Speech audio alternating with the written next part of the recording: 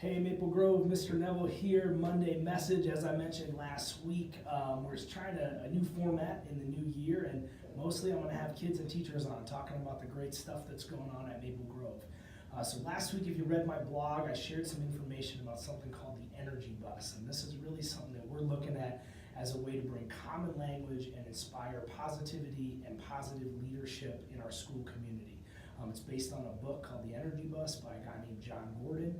We're going to be doing some training later this semester and talking as a staff and with our community if this is something that we want to bring to Maple Grove for the long term. While I was working on this with a group of staff, our third graders had been working on this idea of positive leadership in their classroom. And so I have third grade teacher Jessie Meeks with me today, and I'm going to have her talk a little bit about the work her students are doing and how the third grade students are actually going to take a leadership role in helping us decide where we go next. So Miss Meeks, thank you for being here. You're welcome. Can you share a little bit about the work that your students have been doing around positive leadership and also the impact that that's having in your classroom? Yeah, definitely. So we started the year by really talking about together what kind of expectations we wanted to set for our classroom, and just what we hoped from each other and for the rest of our year. And that then led into our opinion writing unit, where we wrote a letter in response to Mr. Neville's question about what should we do in Maple Grove going forward as kind of a whole school community building piece. And our class decided that we really wanted to work on positive leadership as a model that we recommended for the whole school. Building on the work that we had started at the beginning of the year, just so that we could be leaders in making responsible decisions, encouraging each other. And in my classroom, that's definitely what I've seen, is that the students help each other remember what the expectations are, and are just always gentle and kind in saying, this is what we need to be doing right now. Hey, remember to do this. This is what our expectations are. And words like perseverance and growth mindset are really just words that we hear all the time in our room, because they just want to be leaders in, as positive role models.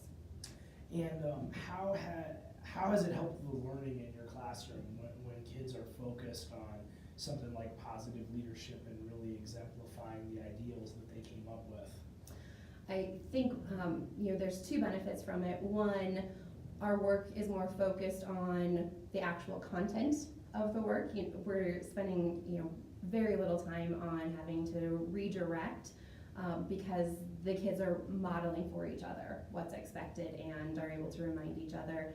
And then they're just so conscientious when it comes to trying their hardest, making sure that they try first before giving up, and also No, that's all right. So I want to add to what Ms. Meeks said. When I've been in her classroom, I've really seen the growth that the students have made in their ability to take ownership over their own behavior and really set goals and go after those goals. I was just with Ms. Meeks this morning, and students sharing with me some goals that they set and how proud they were of reaching those goals based on building that community around, hey, we're all here to support one another, but we also have control of our behavior, and we also have control over what happens to us. It's not about the adults doing things to us, it's about us as students being empowered and really put in a leadership role.